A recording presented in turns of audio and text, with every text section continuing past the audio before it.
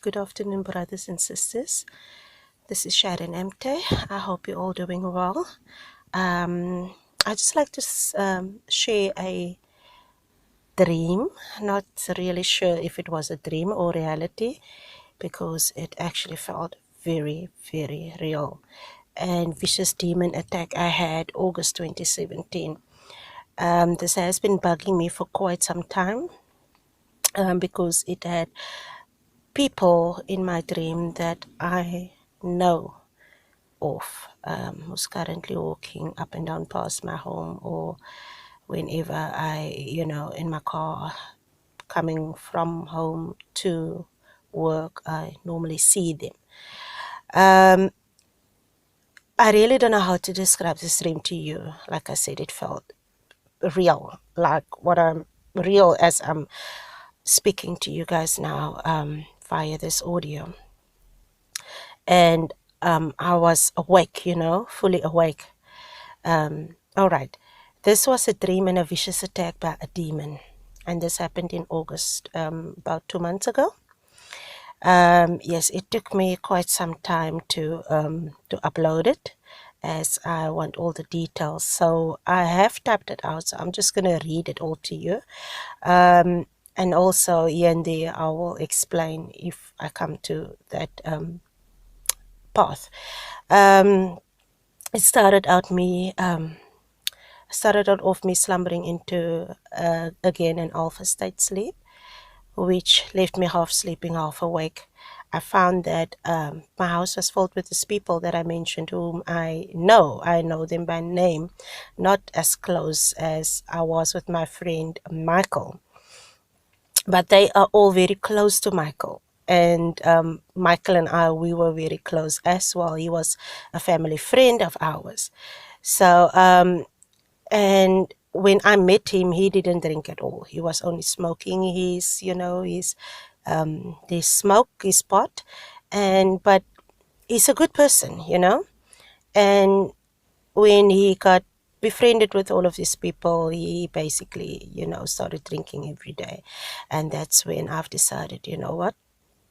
I'm going to ask you to leave my home, because he was entertaining, that world of flesh that clashed with my spiritual world, and which also resulted in screaming contest with him, and which even aggravated the situation, because the more angry I was and screaming and yelling at him, the more angry he became with me.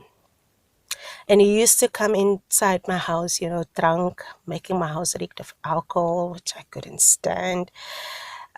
So after a lot of praying, thinking, asking God for guidance, I've decided, and also from a couple of you YouTube who listens to my video and who knows of Michael, I actually got advice from one of you ladies to where you actually said, stop screaming and asking him just, withdraw myself from him, which I've decided to do. And also to stay away from my family, my house, because I would like my house to obtain a godly order, and no other order or no other God is welcome in my home anymore. But this is one thing I want to explain to you about Michael. He is an extremely good person. There's nothing more I can say. He is a very humble person. He will do whatever for whoever, no matter who you are, no matter how big or small the request is. If he can manage it, he'll do it. That is how humble and good he is. And because of that, I'm thinking, got him into drinking and smoking every day of his life, taking me onto a path of alcoholism, which only I could see. And at that time, none of my talking, screaming helped one bit. So I've decided to ask him to leave, which was very sore, because he was a good friend of a family friend, My kids was very, loved him very much. Like I said, he's that good person. But the friends he got involved with and who occupied his house on a daily basis didn't fancy me at all, because I tried to get him out of them. And they tried, obviously, to get him out of me, which at the end of the day succeeded. So no matter how tired he was of all of them, which he told me so many times, Sharon, he even asked me to go and tell them to leave his home and whatsoever. And I said, I can't. That's his house. He must put his foot down. So his house is now becoming a drinking place where people can go and do whatever they please, no order whatsoever. And that's exactly what I saw in my dream taking place in my house as I was awakened by it. I walked through my house, found all of these people, and these are all his friends, including Michael, taking over every single room in my house, drinking, smoking, music blaring. And I remember the house reeking of alcohol and smoke. And the more I want to get his attention, the more I got this cocky attitude from him. And I couldn't get them out of my house. Now I know this is what he is currently, uh, sorry, I know this is what's currently playing off in his home. And what he's trying to achieve is to get rid of him, but he doesn't know how to tell them. And that's what I felt. Although it was my house, this was exactly playing off in my house, which I know it is happening in his house on a daily basis, because I have to pass his house whether I go to work, come back from work, or whatever, and there's always this whole commotion going on. In any case, and I remember, when I couldn't get his attention, I tried to smack him with the back of my hand, and all I did was angered him. He was sitting down at that time, and he gave me that look that frightened me to the core, and I could feel myself shaking. And while he gave me that evil look, he rose to his feet slowly, almost like he was about to attack me. And I looked at his hands, just in case, so that I can block off whatever, hand is coming my way. But both hands, one had a smoke in it and one had a glass of drink in it. So, and this all happened in my son's room with people just everywhere. I turned away from him and walked back into the garage, more people drinking, playing cards, having a good time. And as I turned, I saw Michael just giving into the flesh. Also, what I saw was that my garage door was broken in half and the rain was streaming in, and it was extremely cold. But they could not care, and I could not say anything. It was almost like my lips were sealed with glue. I was dumbstruck, like I was in zombie mode. And then I feel someone taking me by the hand and turned me so that I should go into the house. When I turned to go into the house, I saw my mother. I don't know why. Please don't ask me. I really don't know what my mother was doing there. I saw my mother standing in the lounge looking at me with a very worried face. And I could not see her face as it was dark, but I could feel what she was feeling. And that was the worried feeling. I waved at her, tried to get her attention and tried to speak to her. But all of a sudden I was pushed like very, roughly into my room.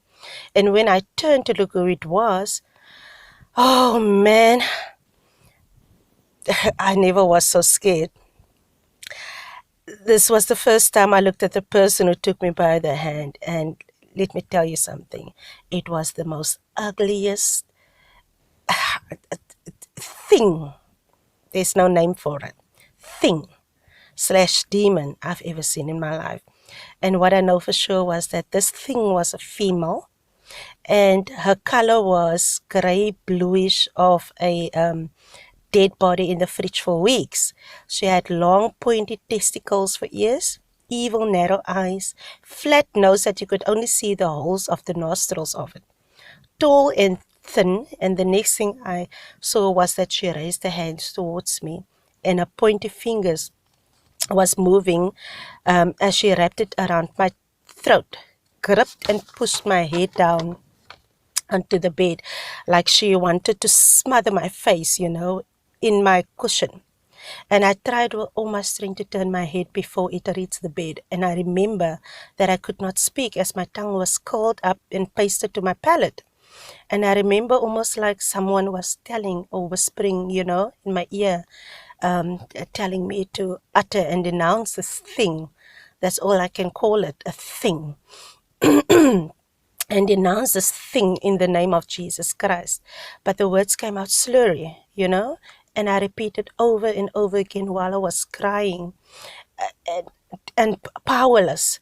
But the more I repeated the name of Jesus Christ, the less slurry my speech became and my tongue loosened up. And that's when I could feel that she was losing grip on me. And oh man, I felt a supernatural strength from Jesus Christ. And that's when I went all the way. I started rebuking and denouncing these demons in my house in the name of Jesus Christ. And I denounced Satan in the name of Jesus Christ and commanded and chased him out of my home. And the more I repeated the holy name of Jesus Christ, the stronger I became.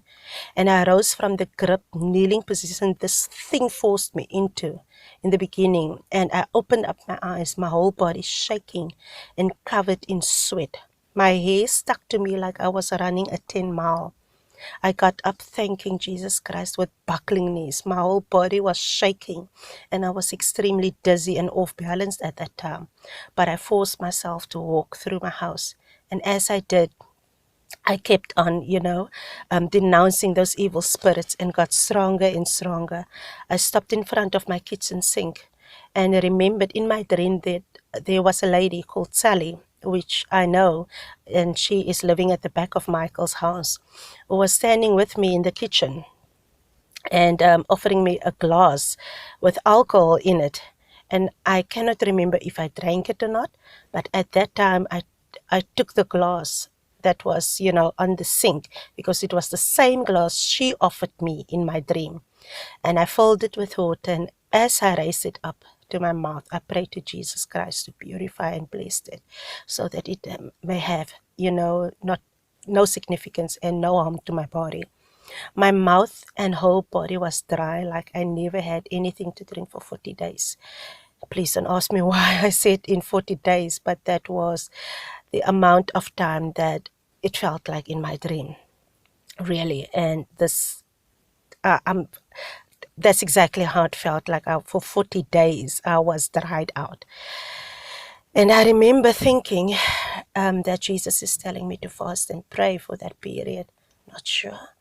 But yeah, that is what I got as well in my dream. I started to fast the next week, and then a whole lot of other things, falling to my way, like Satan and company, also womanhood, and then I lost track of time afterwards. But that is my second big aim challenge to accomplish, is to fast and pray for 40 days non-stop.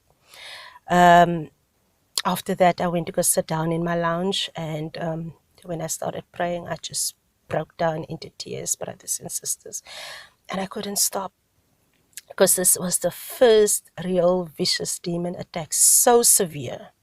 I can't even explain to you, really. I wish I could, but I can't. This is the best that I could have done explaining to you of what has happened to me.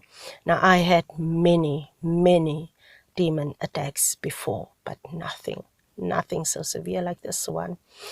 And I know for some weird reason that demon who attacked me, she was angry of something.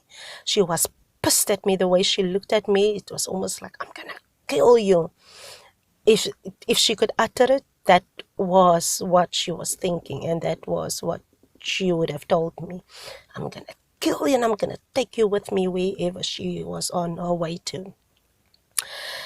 So yeah, brothers and sisters, I really thank you for listening. I had to share this with you. If there's anybody that, went through what I did, and I know there's a lot of you out there, please share with me. I would love to hear your experience. I still get cold chills whenever I think of it, and it's 2 months now after completing this dream on paper, and I can still feel the way I felt that night, on that cold, dark, rainy night. Thank you for listening, and God bless you, and have a good day. Bye.